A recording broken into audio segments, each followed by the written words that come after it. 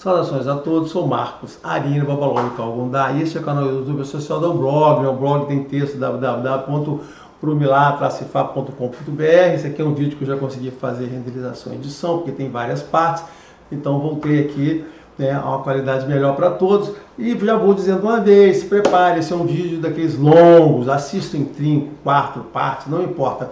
Eu não vou interromper o assunto, vou falar de um vídeo único, vocês podem assistir, quem quiser, assistir pedaços. Esse vídeo aqui eu vou falar uma coisa bastante interessante, é um dos assuntos que eu estava preparando, que eu queria falar um tempo, então eu estou resolvendo falar de alguns assuntos que eu tinha vontade, mas eu ficava com dúvida se as pessoas queriam ou não ouvir. O assunto eu vou falar sobre o Cosmo Urubá, uma visão limitada do Cosmo Urubá, que diz respeito à posição de Deus, das divindades, em relação à sua vida, o que esse contexto de Deus, divindade, significa para você entender o que essa religião está passando para você. Lembra que então, antes de eu não começar as explicações aqui, quem tiver interessado em entender isso, o papel da vida humana na existência, ou o papel das divindades na sua vida, fique aqui e escute esse vídeo até o final, que vai ser longo, mas provavelmente será útil para vocês, tá bom? Então, quem tiver interessado, continua, senão vamos para o próximo vídeo, que tem muito vídeo no canal. Ou de repente algum deles interessa a vocês.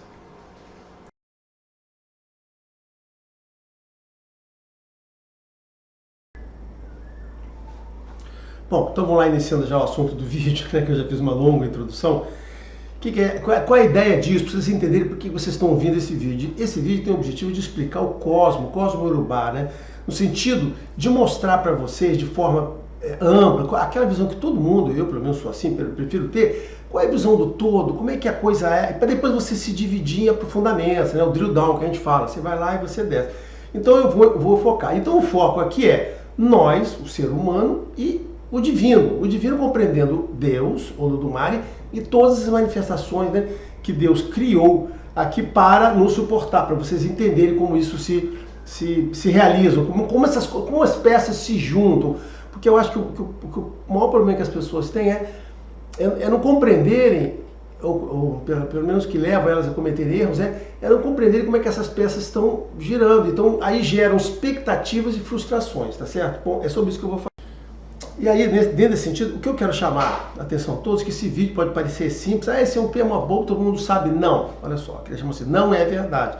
Não é todo mundo que sabe disso. Essa visão que eu vou passar para vocês não é clara, não está documentada em lugar nenhum. Alguns autores fizeram algum esforçozinho minúsculo de documentar, o André Abimbola fez, aí passou para outras pessoas, alguns africanos, brasileiros então não comentam isso, gente de Candomblé não fala nada sobre isso.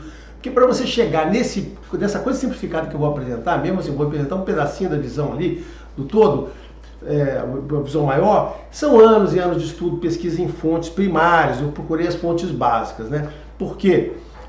Qual é importante nisso? Porque eu vou na fonte básica, porque eu quis evitar aquela coisa das fontes, que a pessoa criou uma fonte básica, fez a visão dele, depois a outra fez a visão a partir da dele, nessa cadeia que o VG ele fez um livro, um artigo, Etnografia Religiosa Urubá, em que ele retrata isso, o que acontece, as pessoas vão copiando as outras, estudando, e aí você perde a referência no início. Isso acontece até comigo, eu vejo uma fonte lá com determinada complexidade, detalhamento, quando eu já passo alguma coisa, não é que eu molde, mas eu passo uma coisa já mais reduzida, então você perde informação lá, você perde coisas que eu achei que não era importante, uma pessoa achou que não era importante, o outro pode achar que é importante, que soma no outro conjunto que ele faz, então essas coisas são interessante, então tem esse valor que eu vou apresentar aqui, E é por isso que você não vai encontrar muita gente falando sobre esse assunto aqui, tá? Bom, isso um dia vai ser publicado no material que eu estou fazendo. Então, só lembrando a vocês, antes de começar, isso tudo, lembra, a religião tem a ver com nós e com Deus. Assim, é isso, religião é nós e Deus. As pessoas podem achar que religião é uma coisa ruim, eu sempre combato essa visão. Mas olha só, a religião tem duas coisas muito simples. Primeiro, a religião são as palavras de Deus para nós. Então você não pode achar que a religião é uma coisa ruim. Tá? Deus, ao redor do mundo todo, criou sempre ao redor do mundo todo e ao longo de toda a história da humanidade, criou religiões. E religiões era a forma de Deus se expressar com a gente. Religião. O que é o conteúdo da religião? De todas as religiões? Expressões, palavras, orientações. de Deus para nós, explicando a nossa vida, a nossa existência e dando dicas de como devemos proceder, como devemos ser bom, né? Ele não abre tudo lá, você está aqui por causa disso e daquilo, ninguém abre, senão ia perder o sentido, a graça da nossa existência humana, nossos objetivos, nosso destino, ia perder o sentido disso tudo. Então, ele dá dicas assim, olha só, se você se comportar desta maneira, se você fizer as coisas assim, se você for uma pessoa boa, você será uma pessoa que terá bênçãos, e dentro de alguma restrição que eu vou explicar a fim. Então, a religião toda são expressões de Deus. Então, você fala mal de uma religião, você está falando mal de próprio Deus. Você não pode dizer assim, eu tenho uma relação com Deus aqui, mas eu odeio as religiões. Ah, tá. Por que eu estou falando desse negócio de religião de novo? Por quê? Porque eu vou expressar aqui a visão de uma religião sobre a nossa existência. Então, eu tenho que falar sobre essas coisas. Lembrando a vocês isso, né? Então, religião é isso, né? A comunicação da gente. E, nesse sentido, eu queria que você tenha um foco seguinte. A religião tem para você. Tem gente que diz que a religião é para você ficar adorando Deus, cultuando Deus. Esqueçam isso. Deus não precisa de nada disso da gente. Deus é superior, não precisa. Deus não precisa da gente, não precisa das nossas rezas, não precisa da culto, da nossa adoração, não precisa de nada. Nada. Deus não precisa de nada disso. A religião existe porque você está aqui, você está na sua jornada humana, tá certo? De livre-arbítrio, e você. Deus estabelece quais são as regras que dentro dessa jornada que nós conquistamos do livre-arbítrio, como é que você vai se relacionar com ele, ou com esse universo criado. Então ele estabelece, a gente optou, quando a gente nasce, a gente opta por essa independência, essa autonomia e essa liberdade, tá certo? Mas aí Deus estabeleceu, esse aqui é o contexto no qual a gente pode continuar ainda suportando essa sua vida dentro do combinado inicial que você topou, e ele criou esse universo separado aí do mundo visível, mundo natural, né? O Aie e o Orum, tá certo? Então é isso. Então a religião tem esse sentido. E é sobre isso que eu estou falando. Mas o que eu estou dizendo é o seguinte, que todo o papo aqui é nós e Deus. Assim, não existe nada. Assim, eu não vou dizer a religião por ela mesma, como é que é Deus. Não, esqueça, não falando aqui. Tudo numa religião, tudo numa religião diz respeito a você e a Deus. Na realidade, o foco é você. Você, assim, o que está no centro? Vou fazer uma frase, eu gosto de fazer umas frases assim mais impactantes. O que está no centro de uma religião? Não é Deus, é você. Você está no centro. Nós estamos no centro da religião. Toda a religião existe por causa de nós. Ela não existe por causa de Deus. Deus é um elemento aqui, tá bom? Então, será isso, tá certo? Então, e aí para começar a explicar isso, como eu falei, eu vou fazer um diagrama, adoro diagrama. Tem gente que não gosta de diagrama, eu gosto de diagrama, tá? Eu entendo que eles cumprem bem a função deles. Então eu vou fazer um diagrama agora e vou explicando, sob o ponto de vista de Ifá, como que se começa a teologia, como é que essa cosmogonia, esse cosmo aqui. Aí mais uma vez vou fazer um disclaimer importante. Olha só, tudo que eu estou falando aqui é Ifá. Eu só estou falando a teologia que está em Ifá. Se você quer entender o que é Ifá, comece a entender o que eu estou falando aqui nesse vídeo. Isto aqui é Ifá. Isso é o que está em Ifá, tá? O conteúdo aqui. Nada que tem aqui eu tirei de uma outra religião. Nada que tem aqui eu inventei. Eu complementei. Não, olha só. As coisas que tem aqui eu obtive dentro de Ifá, tá certo? Através de versos, através dos mitos, histórias, pessoas, até fontes, pessoas que pegaram aquilo ali, interpretaram, que tem coisas que são difíceis pra gente, trouxeram parte da cultura oral. Então o que eu estou trazendo aqui são coisas muito certas, muito firmes, muito bem definidas, que estão em Ifá. Então isso aqui é Ifá. Não tem invenção, e eu não estou fazendo aqui buscando o conceito de outra religião. Ou seja, eu estou sim, vou fazer em vários momentos aqui religião comparada, né? Explicar, principalmente com o cristianismo, que é mais fácil todo mundo entender. Então eu vou fazer algumas. Eu não gostava de fazer isso, mas passei a fazer. Vou fazer isso aqui, mas é só para vocês entenderem. Mas tudo aqui, todo esse diagrama, eu vou fazer, tudo é amigo Ifá. E eu vou fazer um diagrama agora para interromper, eu vou começar a falar sobre o diagrama, em que eu vou mostrar para vocês, sob o ponto de vista de Ifá, quais são as principais divindades com qual a gente se foca e você deveria preocupar. Aí eu estou agrupando todo o cosmo Yorubá em um conjunto de divindades aqui para vocês entenderem que é o que tem relevância para a gente. Alguém mais? Tem outras divindades que estão no seu desenho? Sim, claro. Como eu falei, claro que existem outras que não estão no meu desenho, mas a maior parte delas está coberta aqui. E no que diz respeito à nossa vida, que é o objetivo desse vídeo aqui, você pode entender que é o que você deve se preocupar, tá ali, tá certo? Então não fique preocupado se falta algum detalhe, se você esqueceu de falar de não sei quem. Olha só, não esqueci de falar nada, tá tudo aqui. Tem essa segurança, tem essa fé, vocês vão ouvir bem, tá bom? Então, vamos agora continuar com o diagrama. Bom, esse aqui, como vocês estão vendo, esse aqui é o Cosmo Urubá. Eu fiz o desenho completo. Eu já fiz esse vídeo outras vezes, né, que não deram certo. e nesse de outras vezes eu vou desenhando o cosmo pedaço por pedaço para vocês entenderem. Tem algumas vantagens e algumas desvantagens com relação a isso. Tem outro diagrama que eu vou fazer assim, que eu vou fazer assim, que é mais confuso. Esse aqui é mais tranquilo, eu vou explicar o cosmo com ele todo desenhado, eu faço as marcações dele aqui, vamos tentar aqui. Então, o início de tudo é o seguinte, Olodumare. Olodumare é o Deus Supremo, tá certo? Isso aqui é muito importante a gente entender, porque essa religião, ela não é, eu não vou repetir alguma coisa que eu já falei outras vezes, ela não é uma religião politeísta, porque ela tem um Deus principal, o Deus superior, que é o Olodumare, que representa o equivalente ao Jeová cristão, e esse Deus é que controla tudo, tudo é controlado por ele. Não existe nada na natureza, na humanidade, no cosmos, no universo, que não seja controlado diretamente pelo Olodumare, que seja emanado por ele. O controlado é assim, né? Ele criou aquelas coisas, botou elas funcionando, ele intervém. Então o cosmos é gerido, né? A nossa vida, a Terra, a humanidade, nosso planeta, tudo é controlado por Olodumare. O que não o torna onisciente nem onipresente. Isso é um conceito. Esse é um conceito que essa religião não tem, outras religiões adotaram, principalmente a católica, e aqui não é. Então o Olodumare não é onipresente nem onisciente. Ele é assim, é controlador, todo o axé, toda a energia vital emana dele. Por que eu estou falando isso?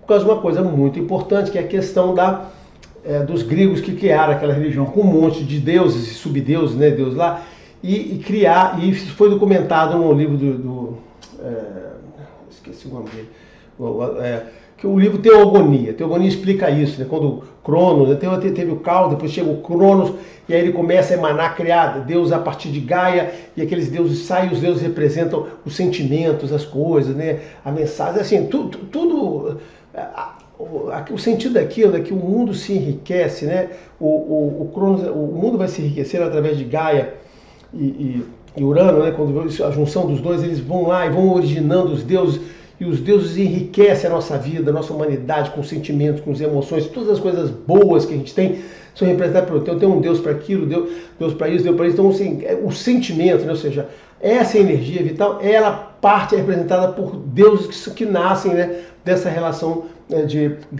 controlada por Cronos, na relação de Urano com Gaia. Isso se eu não lembro, se eu não esqueci de nada, tá? Esse negócio não existe, né? Não existe essa coisa nessa religião. Porque o orixá que está aqui embaixo, vocês estão vendo aqui, ele não é responsável por nada da natureza. Então não existe nenhum orixá que é responsável por funcionar a natureza, o fogo, a água. Isso não existe. Existem ligações de orixá com elementos, né? Elementos básicos. Isso é uma outra história. Mas não existe. Então, nós não temos deuses controladores. Então, orixá não é um subdeus, né? Como muita gente acha, e até teólogos católicos acham isso. Eles entendem que orixá seria um subdeus controlador de uma parte da natureza. Então, isso é uma coisa muito, muito, muito importante nesse modelo, né? Porque não tem isso. O que acontece? Qual é o vínculo de orixá? O orixá só existe por causa do nosso vínculo, só existe por causa da gente aqui. A existência do orixá somos nós aqui, ó. Nós estamos aqui, estou botando aqui no nosso diagrama, a figura mais importante aqui somos nós, tá certo? Então, devia estar no centro, né, mas não está.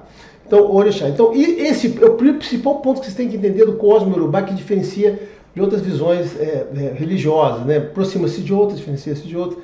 Então, o orixá, a existência dele está aqui. Eu tirei isso de onde? Não, gente, eu tirei do Odu. Oxétuá. É aqui que está definido esse tipo de relação exatamente como é. Então, o orixá existe para nos suportar.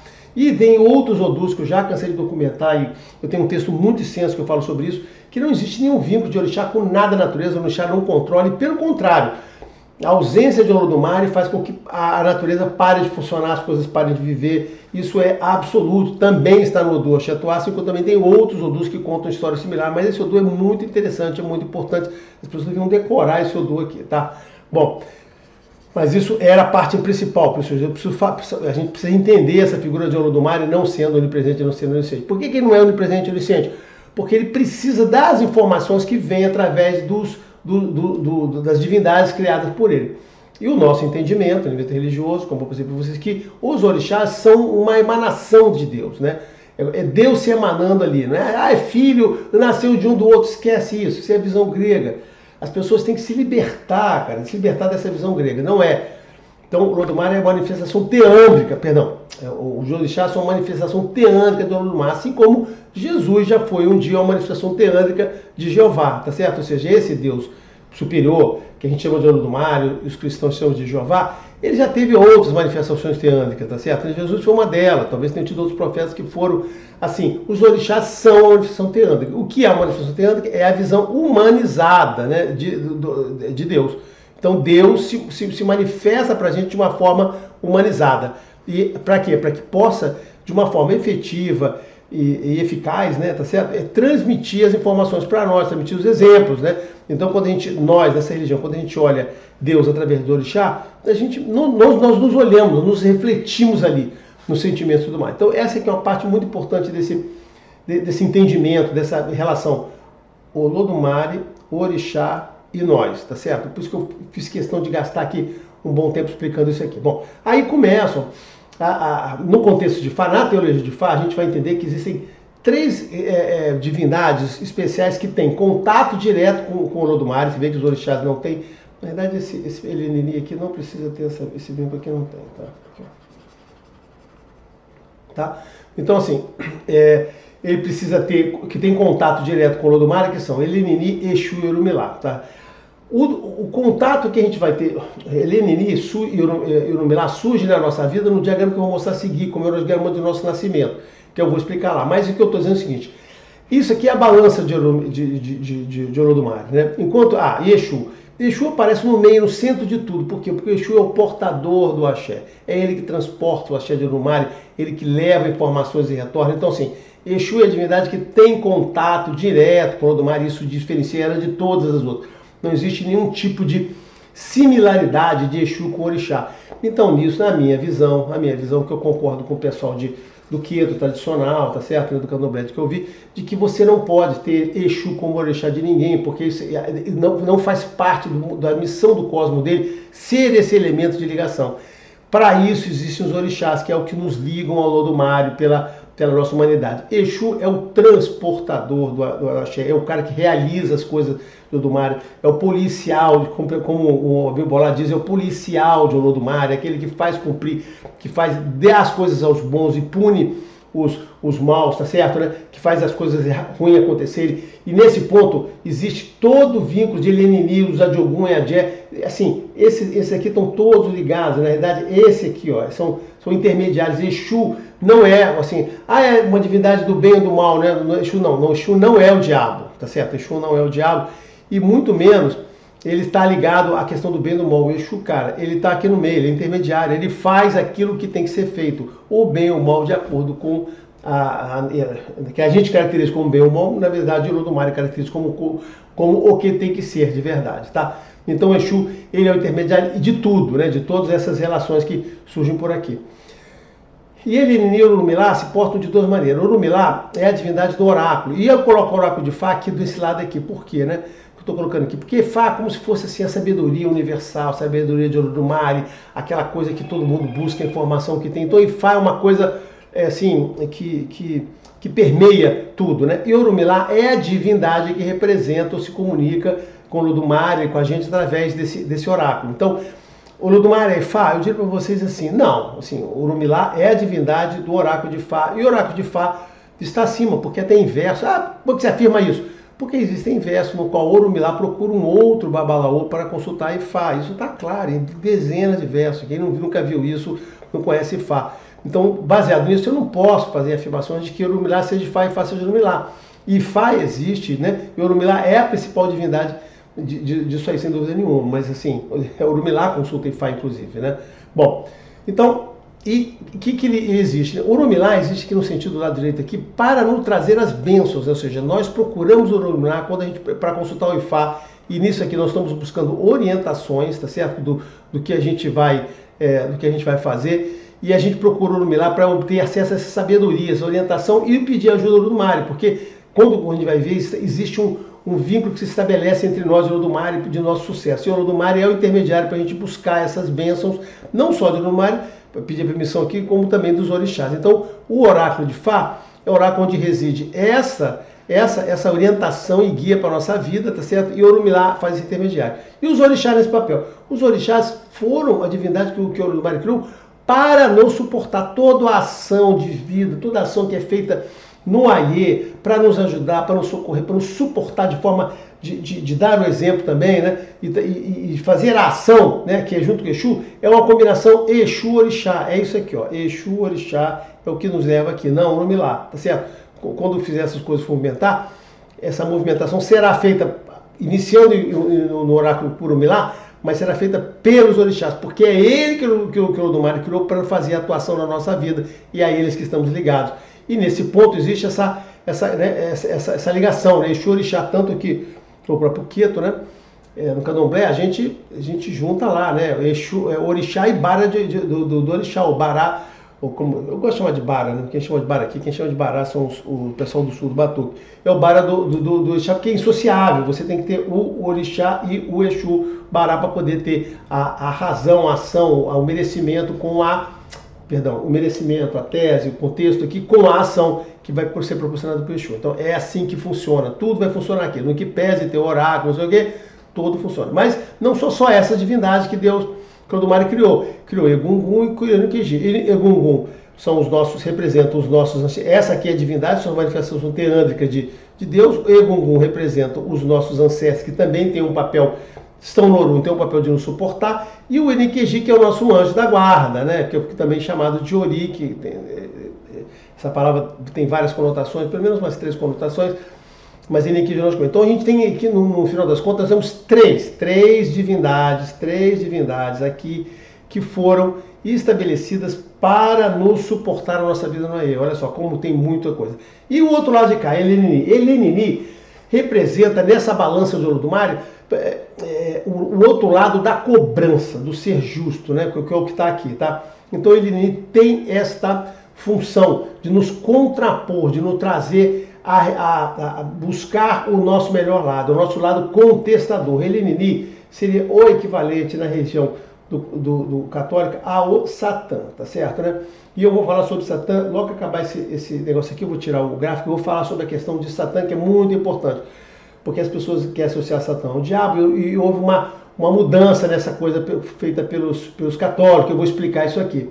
Então, enquanto do lado de cá a gente tem, né, nesse lado aqui, ó, enquanto nesse lado aqui, Orumilá e Orixá, a gente tem aqui a vontade de nos atender, de nos ajudar, de nos trazer as bênçãos, tá certo? Nos trazer o bem, aquele negócio todo, de nos orientar, purifar. Aqui é o lado todo que quer dar pra gente, quer nos ajudar ao máximo possível, tá certo? Tem esse lado aqui que é o lado contestador, que nos cobra o quê? O nosso caráter, nos cobra sermos bons, nos coloca à prova para que nós sejamos desse lado aqui merecedores, de fato, das bênçãos de Olodumare. Então, assim, tem uma balança aqui colocada. Então, enquanto esse lado aqui quer nos ajudar, esse lado aqui nos contrapõe.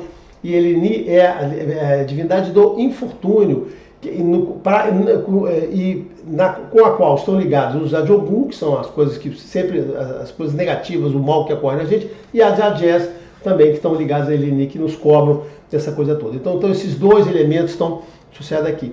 Então assim, no contexto de Fá, é isso aqui, ou seja, Elenini, Exu e Orumilá estão nesta posição, e o Orixá aqui já na outra posição ligados a nós, né? Esse diagrama é muito bem representativo do que a gente está. E eu vou falar agora, então é isso aqui, tá certo? Agora, o que eu vou falar? Eu vou falar um pouco agora da questão de Elenini, que eu coloquei algumas questões. Todo mundo conhece aqui o lado Orixá, que quer nos ajudar, lá de Egungun, o lado de Enikeji, que nós todos, né? O Orumilá, mas tem esse lado aqui que muita gente nunca deve ter ouvido falar nisso aqui. Talvez algumas pessoas devem ter ouvido falar de Adjé, um pouquinho de pessoas devem ter falado dos Adjogum, e pouca gente deu importância. Eu estou dando aqui nesse diagrama uma importância muito grande a Elenini. Isso vai ser, eu vou falar agora, explicar agora o que é, e vou explicar agora o momento que entra Elenini nas fitas no outro diagrama que eu vou fazer, tá ok? Então vamos agora para a explicação de Elenini. Bom, Elenini, ele está presente, eu vou adiantar uma parte do diagrama seguinte, Elenini está presente na nossa vida o seguinte: existem duas divindades que estão extremamente ligadas ao Olodumare, dentro daquele, estão ligados, né? Exu, como eu falei, as três, Exu, Elenini e Orumilá. Quando a gente vai fazer aquela entrevista antes de nascer, nós vamos fazer uma entrevista com o Olodumare para pedir o nosso destino, quem está dentro da sala de nessas metáforas da religião, quem está lá dentro, junto da sala de Olodumare, ouvindo tudo aquilo que a gente pedir e as coisas que Olodumare vão dar para a gente. Quem é o testemunho dessa conversa sobre o destino na nossa vida? Orunmila. Então, Orunmila tem acesso direto ao Olodumare e ele está presente na hora que a gente combina com ele e Olodumare dá o destino para a gente. Onde está ele nesse processo? Está na porta. Ele que fica lá na porta controlando o acesso das pessoas que vão entrar lá, tá certo? Então ninguém acessa o Olodumare sem passar por Elenini, que é a divindade do infortúnio. E que Elenini fica? Ela fica lá na porta ouvindo as coisas que o Olodumare está lá dando para você, você está pedindo, você quer isso, quer aquilo. Elenini vai ficar vendo o seguinte, ele vai ficar e vai lhe cobrar através dos instrumentos que o próprio Olodumare lhe deu, que são os Adiogun e Adjé, tá? Vai cobrar da sua fé, do seu bom caráter, do seu merecimento. Então Elenini faz isso e vai lhe cobrar. Então foi Elenini responsável por você esquecer, quando você vai para foi Elenini que foi responsável por você, para a gente esquecer isso, está no do Hirosumeji. Então foi Elenini que foi responsável por a gente esquecer. A gente esquece o que a gente pediu para a gente poder tirar de dentro da gente, da nossa alma, do nosso real desejo, isso aí. Porque se a gente fosse para cá, sabendo que a gente tinha combinado isso, as cartas estariam marcadas. Então, eu só fazer isso aqui, fazer esse jeitinho, vai ter tudo certo. Ele não quer isso. Ele quer os sinceros, que é aquelas pessoas que, de fato, de dentro dela, do interior dela, da consciência dela, sejam pessoas que se demonstram pessoas boas e merecedoras das bênçãos de Deus. Então, é isso aí. Mas nesse caminho, Elenini vai trazer 50 mil problemas para a gente, de provações para lá. E para explicar o que Elenini pode trazer, eu vou falar um pouquinho de outra Elenini que tem, que os católicos também têm Elenini, né? E o Elenini de católico é quem? Satã. Satã é o Elenini. O que aconteceu com Satã foi que, ao longo do tempo, né, e das versões da Bíblia, ele virou uma outra coisa que eu vou explicar aqui e vocês vão entender a história toda. Mas existem muitas, essa parte do mal teológico, cara, existem dezenas é uma abordagem bem interessante, profunda, vocês vão encontrar pessoas que só escrevem sobre isso, artigos ou livros, né? Eu vou falar algumas coisinhas aqui, bem resumidas, que eu tirei do artigo da Liliane Cretê. Gostei muito desse artigo, muito resumido. Estava nessa revista aqui, ó, História Viva, sobre a sombra do diabo. Eu tenho outros livros bem legais, tem um livro sobre Cristo, cara, tem vários livros de catolicismo, mas eu estou dando crédito aqui porque estou tirando o que ela escreveu e resumiu do Satã, porque ela tem um conhecimento muito maior do assunto, então transmitido aqui. Então, qual era a história do Satã nos católicos? O que eu estou falando? O Satã está ligado a Elenini. Esqueçam aquele vínculo de Exu com o diabo, esqueçam, isso não existe, isso existiu na cabeça de uns malucos. Uns padres malucos lá, uns padres mal intencionados. Em algum momento lá do século 18 ou 17, inventaram isso e as pessoas continuaram repetindo essa bobagem, né? Inclusive africanos, né? Mas não tem nada uma relação. Então, teologicamente falando, o vínculo de Elenini é com Satã. E quem era Satã? Olha só, voltando à origem de Satã, não designava uma personagem determinada, não tem essa, assim, não existia o Satã, tá certo? Não existia um Satã, mas ele representava o adversário de um outro homem. E esse adversário de outro homem podia ser e era terrestre, não era celeste. Então, o Satã era uma designação para um adversário seu, uma pessoa que lhe contrapunha. Se você tinha alguma coisa, você podia ter um Satã, que era aquela pessoa que lhe questionava, tá? Na Bíblia, é bom separar muito bem a Bíblia em Antigo e Novo Testamento, os livros do Antigo Testamento e Novo. Vocês vão ver duas religiões, né? Assim, isso aí, tem até um livro que fala sobre isso, né? Olha só. No Novo Testamento foi criada uma nova religião, que não é aquela que está no Antigo, mas isso é outra história. Bom, então em Samuel e em Reis, né, tem aqui as referências, ninguém precisa saber, né? Samuel 29, Reis 5 e 11 lá, ele tinha uma conotação militar, tá certo? Né? Ele era o acusador, então assim, era um aspecto militar que davam a Satã. E o que significava isso? Acusador, tá? Mais tarde, isso em outros livros da Bíblia do Antigo Testamento, é um termo designado um anjo a serviço de Deus, tá? Cuja função desse anjo era acusar os homens no tribunal celeste. Olha só, ele é a pessoa que Deus queria sempre agradar a gente, queria ser bom com a gente, porque que nos deu essa superioridade toda, mas o Satã é aquele que não, temos aqui uma regra, uma lei para ser cumprida, então ele era o acusador, tá? E essa função de acusador aparece em 2 livros, no livro de Zacarias e no livro de Jó. O livro de Jó é um livro dedicado ao Satã, tá certo? Assim, o Jó começa lá com aquela disputa de Deus e do Satã, olha só, que absurdo, as pessoas, não, veja bem, não dão importância a isso aqui não, quando as pessoas questionam, porque como pode Satã estar lá, né, junto de Deus, e Deus conversando com ele, não sei o que, devia ter sido banido, nada disso, né, nada disso. Se você for olhar o livro de Jó, essa história que te contaram não pode ser verdade, não pode ser verdade, assim, não pode ser verdade. Então essas coincidências, o que as pessoas fazem? Inventam coisas, veja bem, esquece, não, olha para o outro lado, tem um passarinho voando aqui, não sei o quê. Mas beleza, o livro de Jó é todo dedicado a isso, a uma pessoa que tinha, Deus era orgulhoso dele por ser uma pessoa boa com todo mundo, generosa, isso, aquilo, um cara um exemplar com ele e com a sociedade, como deveria ser uma pessoa exemplar, né? Essa pessoa exemplar retratada em Faim Otoameje, tá, gente? Tá? E aí o que ele faz? O Deus dá permissão para Satã destruir tudo, só não podia machucar ele, para testar a fé e a vontade e aquele ser um cara bom, eles não se revoltar. E, né, Jó consegue superar isso tudo e mostrar que é tudo bem. Na tradução dos 70, que foi uma das traduções que a Bíblia teve, né, para o grego, né, tá certo? O Satã virou diabolos, né, que foi traduzido como diabo, tá? Então isso aí já foi quando começou a mudar essa coisa toda. Em Zacarias, novamente, aparece como acusador, e muita gente diz que o texto é muito influenciado pelos babilônios. Pouca gente sabe, lembra ou sabe, né? Mas os judeus, eles foram escravizados, não, aprisionados pelos egípcios e também pelos babilônios depois, tá? E saíram de lá, mas a saída dos babilônios foi uma coisa muito mais tranquila e bem fácil, né? Eles absorveram. Então, muita gente diz que absorveram coisas da religião de lá, mas isso aí são referências, né? E aí tem um textinho que eu vou citar aqui que é muito interessante, né? Que tem em Zacarias. Olha só, no tribunal de Deus, tendo regressado do exílio, Josué se prepara para o sacerdócio. Apresentou-se diante do anjo de Deus que atuava como juiz. Olha só. O Satã, que era esse anjo que estava lá, o acusou de ter se apresentado usando roupas sujas, maculadas pelo pecado. A roupa é um sentido figurado, né? Então ele estava maculado porque ele cometeu algum pecado. E esse anjo era um entre vários anjos, tinham outros anjos lá. Deus queria perdoar Josué sem exigir nenhum tipo de castigo. E esse anjo Satã se opôs a isso aí. Tá certo? Então é isso que está lá nesse pedaço do livro lá. O mesmo ocorre no Jó, que eu já falei sobre isso, né? E Satã, né, na Bíblia, no Antigo Testamento, mostra isso, a única preocupação com os interesses de Deus. Então, se essa era a preocupação do Satã, defender Deus e o interesse dele, tá? Outro exemplo disso, já no Novo Testamento, que é um lugar bem complicado. No Novo Testamento, se você gosta do Novo Testamento, é um lugar bem complicado para você entender esse tipo de divindade. A atuação de Satã junto a Jesus no deserto é essa. Eu, quando vi essa coisa do Jesus no deserto, eu lembro disso, né? Eu li uma vez e vi umas referências. Eu falei assim, cara, isso aqui não é um diabo comum. O cara está apenas tentando o outro lá, está fazendo fulano, vai lá, faz aquilo que você tem que fazer, usa o seu poder, faz a água, faz o pão aparecer. E estava querendo vulnerabilizar, testar o Jesus, né? Jesus humano. Aí muita gente diz, não, Jesus era Deus, olha só.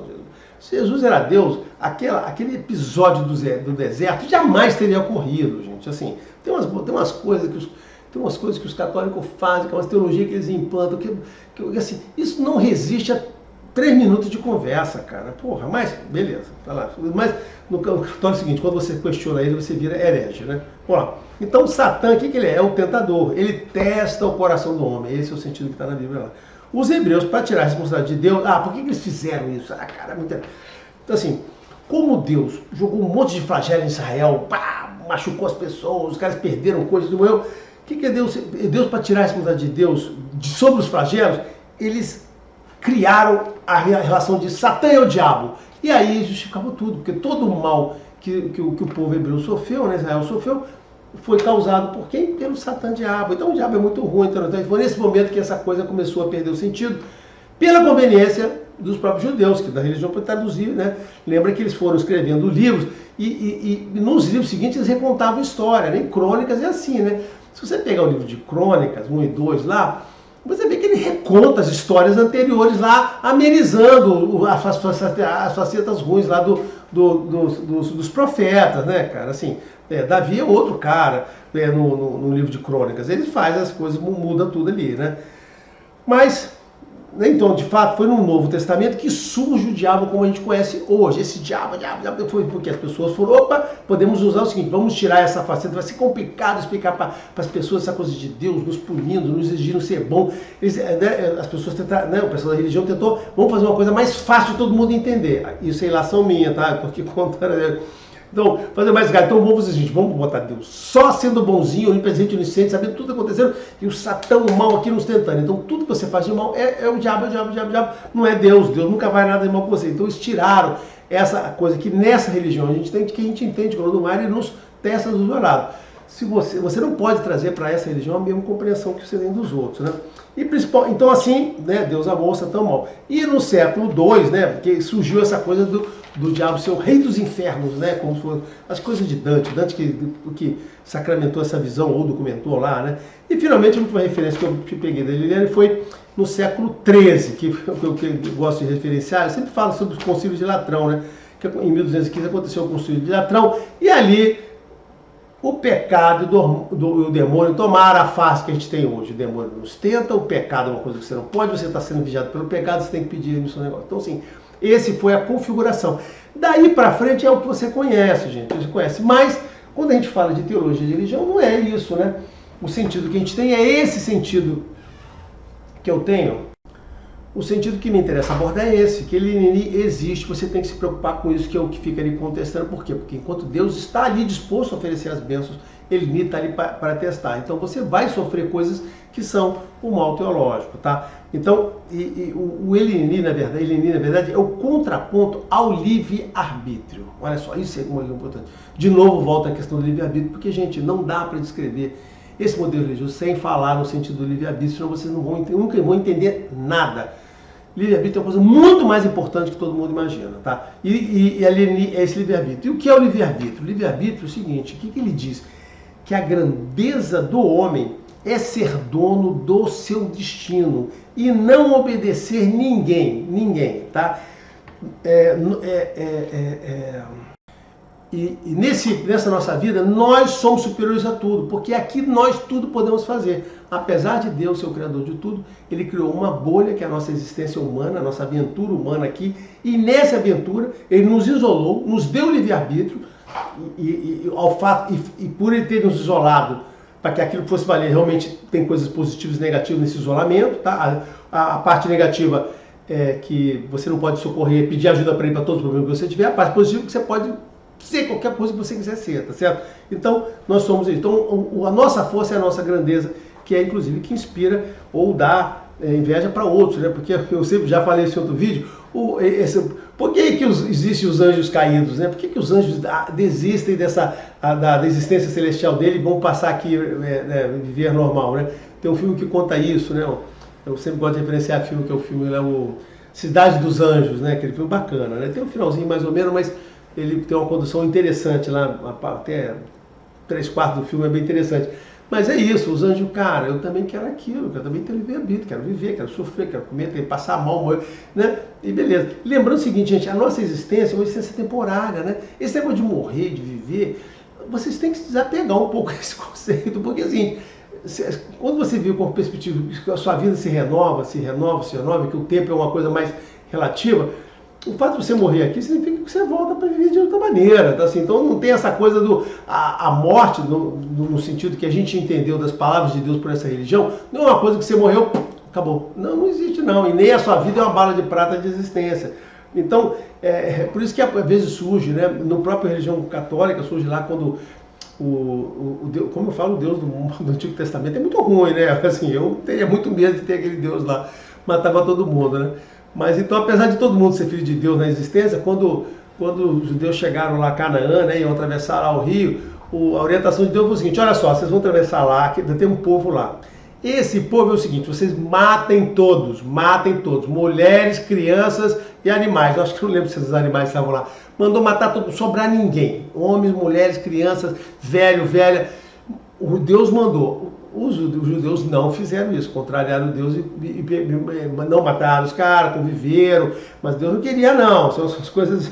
Bom, Mas deixa lá. Mas porque, aí você vai, porque não, a existência vai morrer, vai nascer de novo. Deus estava querendo fazer uma reforma ali no mundo, ali, provavelmente, né? Eu tenho outras teses, mas não vou falar aqui não. Assim, ele vai, a principal missão dele é nos trazer problemas, através de Adiogun e Adé. Eu não vou falar de Adiogun e Adé, deixa para outro vídeo aí, tá? E o que ele diz? Ah, nossa, não é só ele diz não, ele representa Deus. Olha só, Elini não é uma coisa, o Satã, Elini não é uma coisa separada, representante de Deus. A nossa jornada deve ser virtuosa, tá certo? Por quê? Nós recebemos o suporte aqui, haverá um julgamento. O que importa é que a nossa jornada seja virtuosa, que a gente seja merecedor nisso, né? E o que acontece com Elini? Ele nos coloca à prova para que, na visão de Elini, que somente os virtuosos receberão as bênçãos, tá certo? Então aqueles sejam virtuosos de fato e não os por acaso. Por isso que eu fiz aquela referência do livro de Jó, é a mesma aqui. Aquele conceito que está no livro de Jó é o mesmo conceito que está aqui, tá? Então, você tem de um lado Orumilá, os Orixá, Egungun, Enikeji tentando nos ajudar ao máximo, fazendo a nossa melhor jornada. Do outro lado, ele lá fazendo esse contraponto, né? E lembra, esse aqui não é uma parte, eu não estou fazendo um vídeo para exortar ele, não. Estou dizendo para você, estou tentando mostrar como as coisas, que todo mundo só se preocupa com esse lado aqui que funciona bem. Mas tem esse lado aqui que, né, e tem uma outra parte aqui da nossa vida, esse lado nos ajuda. Tem outra parte aqui que é a maldade humana. Só que é o seguinte, o que eu falo aqui, não diz isso para falar para vocês. O contexto não se resume a gente, a maldade humana, que a gente tem que, com a ajuda desses orixás, e esse orixá para nos trazer bênção. Existe um outro lado que Deus diz o seguinte, não, você tem que ter merecedor de tudo que você faz. Eu canso de falar isso, esse é o contexto maior, né? E para nos ajudar, né, três tipos, orixás, Egungun e Enikeji, que são os que intercedem a nosso favor e tentam nos recuperar. Então, por mais que a gente cometa erros, que a gente seja mal, em algum momento, de novo, esses orixás vão tentar nos recuperar. A pessoa fala, por que aquela pessoa tão mal ainda recebe a ajuda de Deus? Por que isso, cara? Isso é uma jornada, né? O que importa é o final. Se você for ruim aqui, se você se recuperar aqui, sim, essa pessoa vai ser ajudada a fazer. O que importa no final. E no final, no julgamento, a gente não acredita nessa coisa de remissão de pecados. Ah, os pecados vão ser todos remissões, você pode ir embora, esquece eles. Não, não é verdade. Não é verdade. Aqui é o seguinte, quando você for julgado, você vai ser julgado por tudo. Mas pelo menos você vai ter um pedaço que você foi ruim ou mal e um pedaço que você for bom. Deus vai botar isso na balança e pensar quem foi você no final das contas. E as pessoas que que foram prejudicadas pela atuação de alguém aí, não sei o quê. Cara, essas pessoas de novo vão passar alguns apuros, vão ter uma parte mal aqui, elas vão demonstrar o caráter com que passaram com isso e serão julgadas por essa parte. Então mesmo que você seja afetado por essas pessoas mal, você vai estar lá. Aí as pessoas, bandidos que matam, assim, beleza, cara, matou uma morte injusta, não sei o quê, volta, vai nascer de novo. O contexto é um pouco mais, assim, eu tenho uma visão do contexto um pouco mais simples desse negócio todo que as pessoas colocam, tá? Então, e lembrando que essa atuação dos orixás de Egungun e de Enikeji tem limites, né, na nossa vida. Eles estão para nos ajudar, mas tem limite por causa do livre-arbítrio. Assim como também a atuação de Elini sobre a gente tem limites, né, por causa do livre-arbítrio. Nós estamos lá. Essa questão toda do que a gente faz, o que não faz, tá tudo eu te atuar, gente. Vai lá, leia. Se vocês lerem aquilo com o coração, vocês vão entender tudo que a gente está falando, tá certo? Bom, só mais um momento. Para que eu possa entender, agora para que eu possa explicar para vocês o que eu tenho a falar, eu tenho que mostrar um diagramazinho aqui que vai começar aqui com nossa alma, tá certo? Essa aqui é a parte, nós estamos aqui. Então estamos aqui no Orum, tá certo, né? Deixa eu mudar o tamanho dessa pena aqui que ficou ruim. Tá certo? Então tem aqui a nossa alma. Isso aqui é o que começa, tá? Nossa, então eu tenho que explicar a existência para vocês poderem entender. Então o que acontece? No final das contas a gente quer viver, quer nascer, tá certo, né? Então qual é o primeiro passo? O primeiro passo da alma, o que vai acontecer? Vamos ter que buscar quem? Lá no Orum a gente vai buscar quem? A Olodumare, tá certo? Então Olodumare.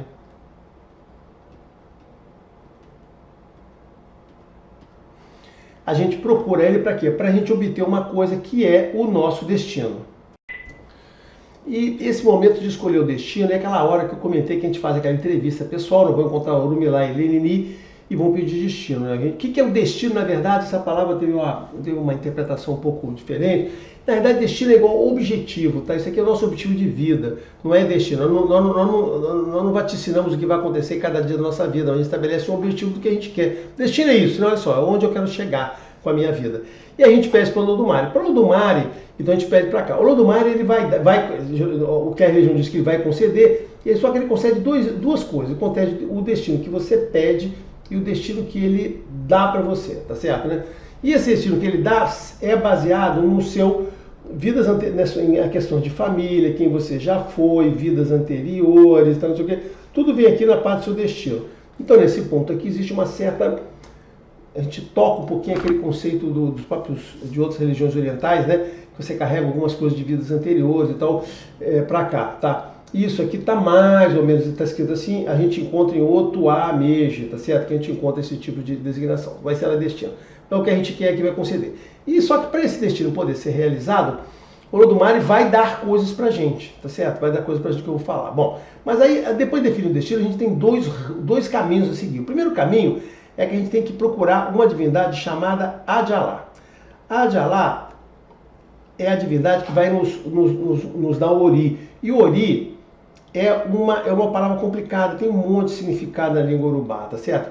Ele pode ser uma grande cabaça, pode ser um sentido de uma cabaça, pode ser o sentido de ser a sua cabeça, pode ser o sentido de ser o alto de alguma coisa, então se o alto da montanha seria o Ori da montanha, né? Então existem mais de um sentido para essas coisas. As pessoas às vezes fixarem sentidos menores, né? Por isso que às vezes as pessoas dizem que é muito complicado você fazer filosofia ou ser filósofo, falar de filosofia usando uma língua viva, porque a língua troca de significado com as pessoas podem mudar, então línguas mortas, né, são muito melhores para fazer isso, mas isso é outra conversa.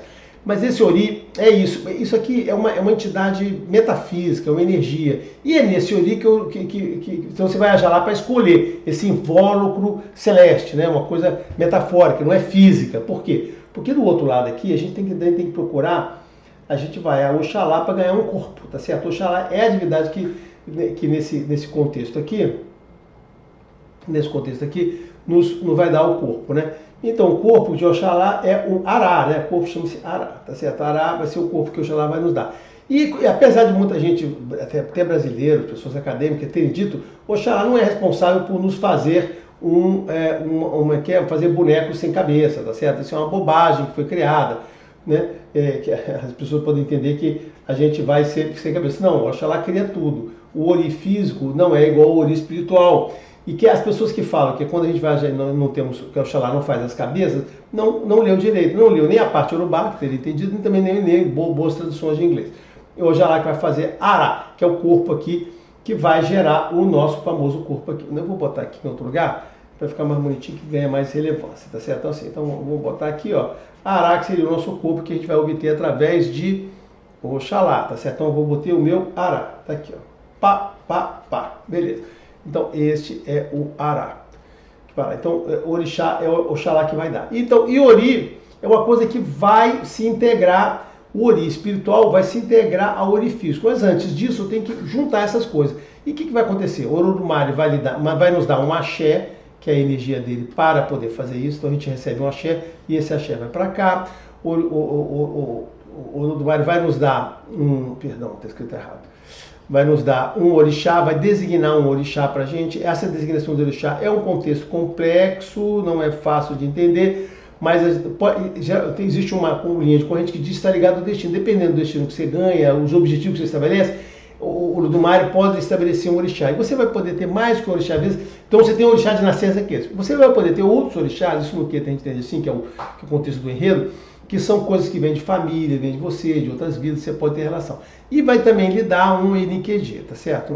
Aqui está escrito errado de novo, caraca, eu estou com pressa aqui, estou escrevendo errado. Enikeji, tá certo? Ok? Então, acho que não, esse aqui acho que é para cá.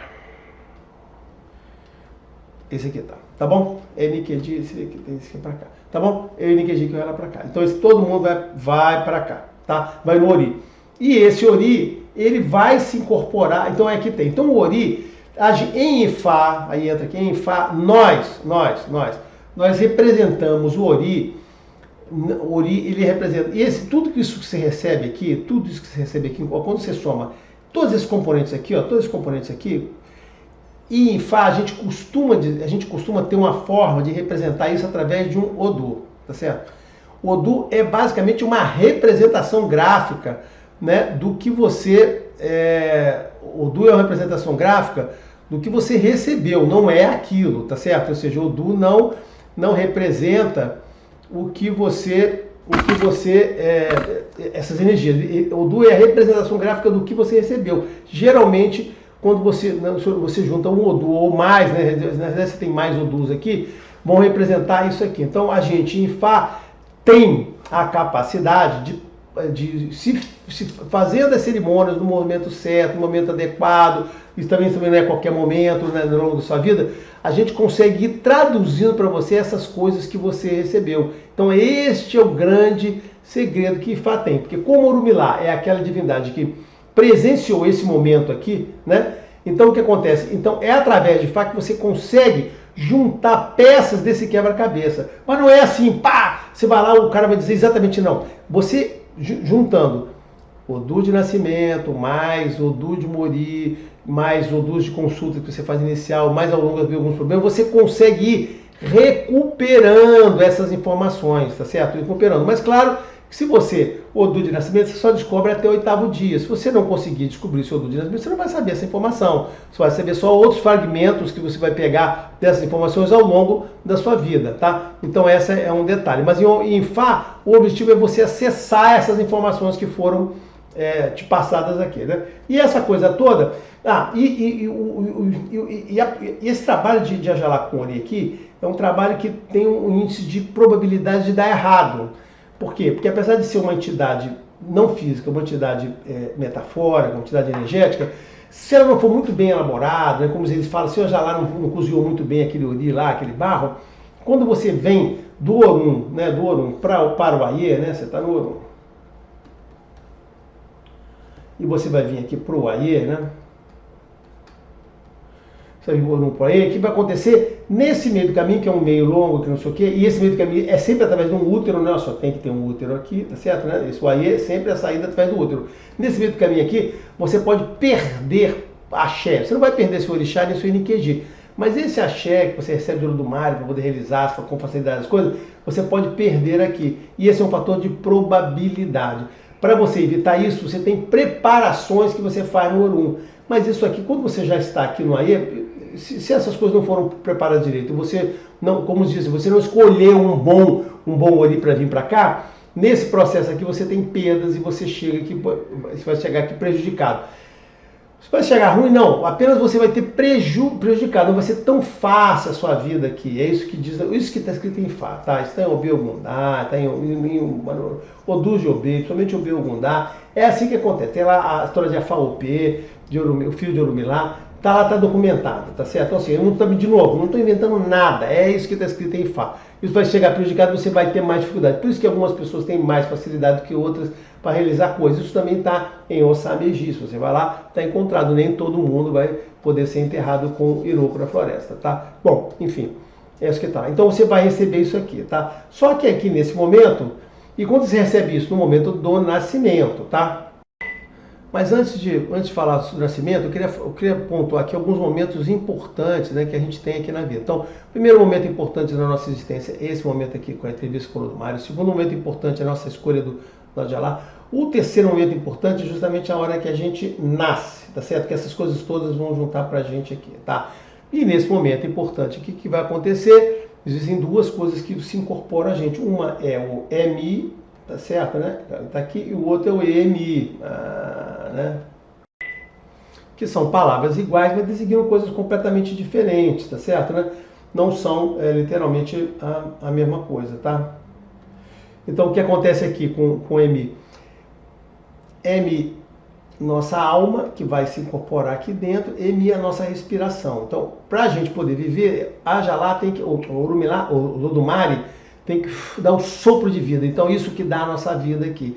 E quando ele dá esse sopro, tudo isso, né, a nossa alma vai ocupar esse corpo aqui e a vida vai se tornar presente aqui e nós vamos receber toda essa coisa que se incorpora aqui.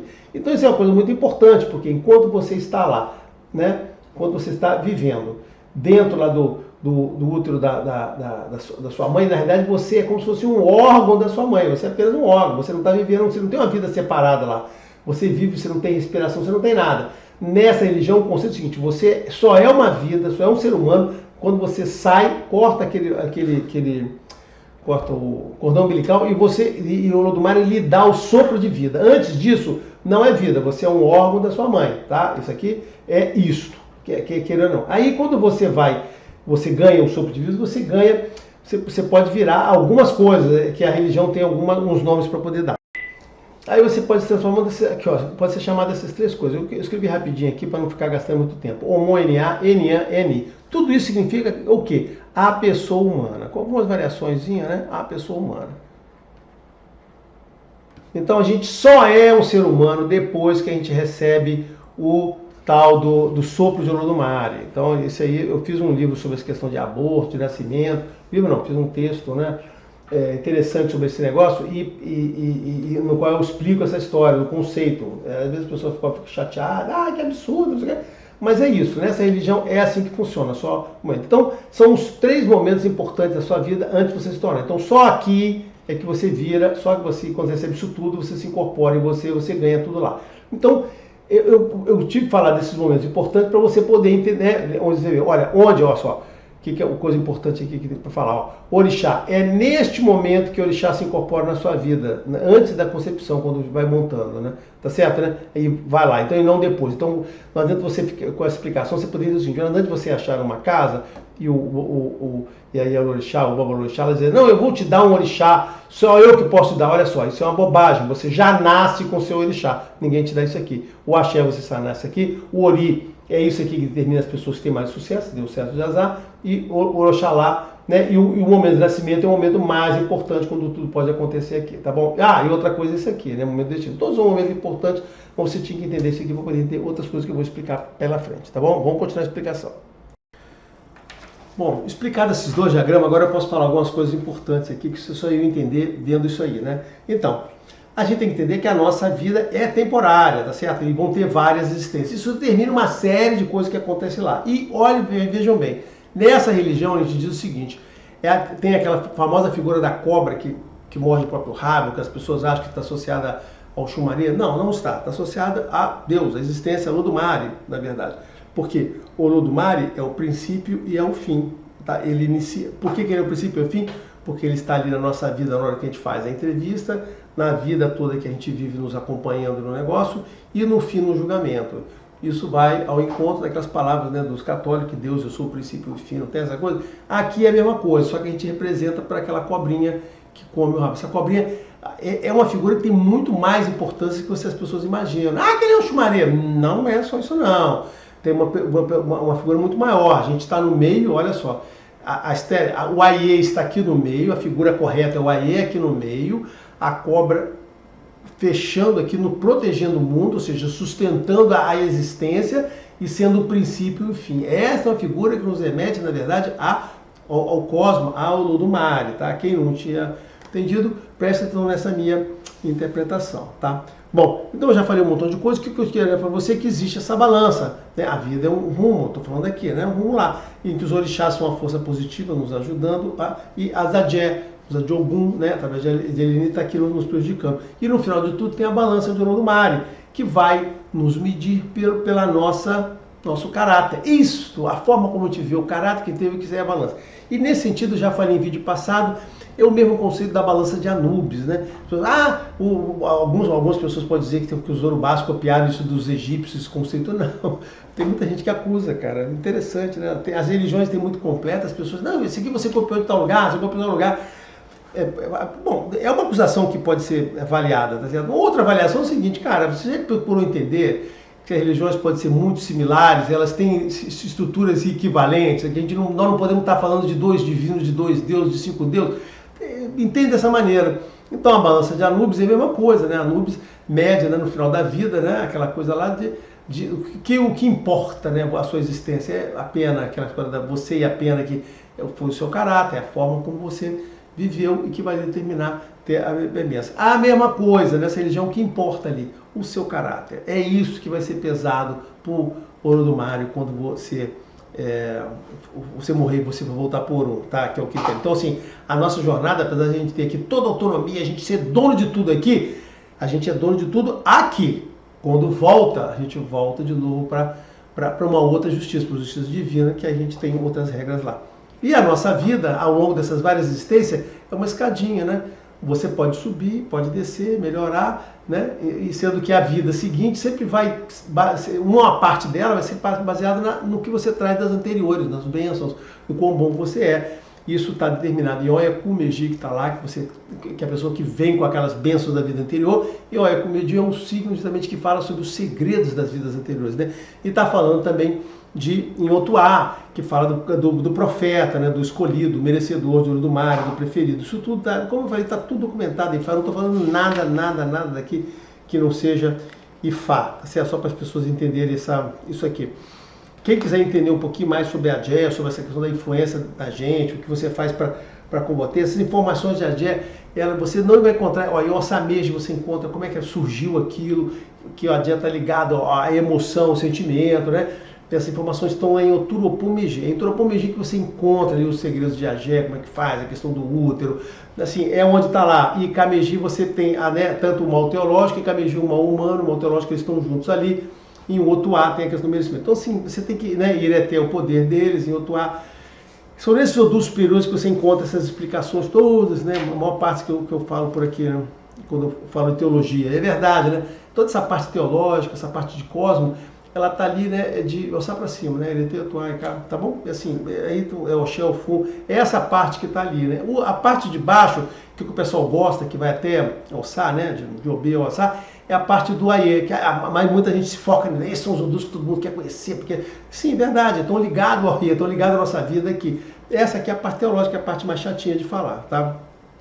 Então, o que eu queria dizer para vocês, essas coisas que as bênçãos, né, a gente recebe as bênçãos que a gente pode ter, a parte positiva, né? Só que o livre-arbítrio nos torna independente, então tudo que os orixás podem fazer de mal ou de bem tem limite, eu já falei isso aqui, estou falando pela segunda vez, né? E que você deve sempre tomar cuidado com alguma coisa, como eu falei, não interessa para Deus os objetivos, o que você alcançou, eu alcancei, eu fui uma pessoa importante, eu fui isso.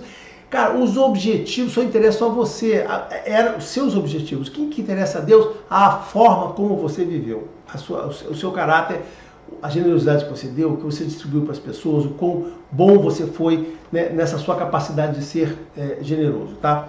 Então, sempre um alerta. Essas pessoas que procuram atalhos na vida, que querem pular as dificuldades, que causam malefício aos outros, né, que fazem feitiçaria para conseguir as coisas, né? Isso aí são coisas que só atrapalham a sua vida. Não procure feiticeiros. Se você tem uma dificuldade, não procure magia africana, magia não sei o que, mas não procure nada disso, procure caráter, procure bons pensamentos, procure uma atitude ilibada, procure isso, procure o caráter, esforço da sua vida e procure bênçãos para você poder atingir aquilo com sabedoria. Isso que você tem que procurar.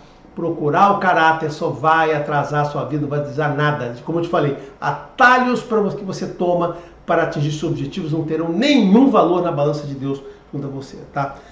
Já falei dos segredos.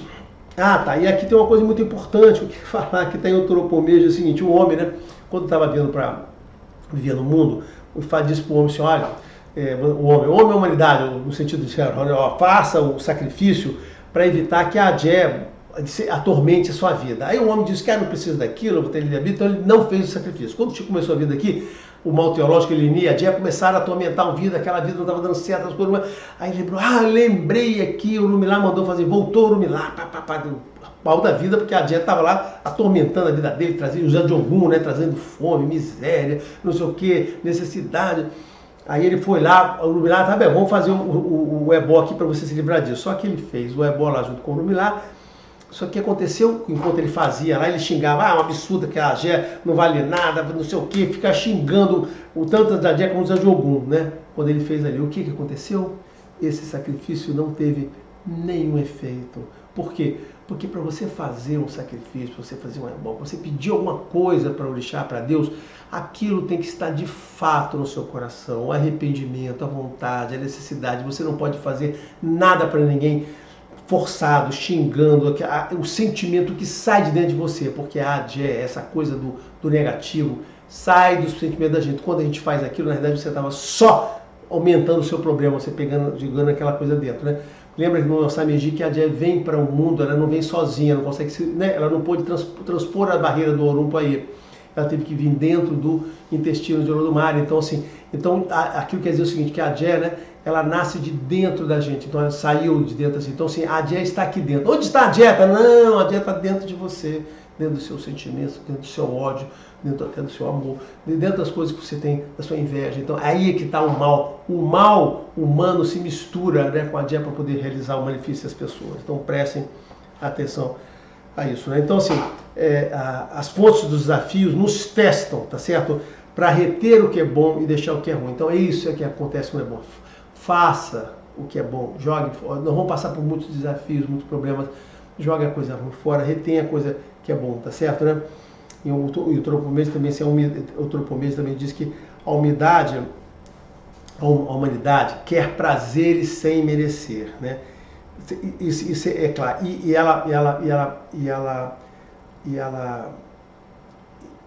Tem outra.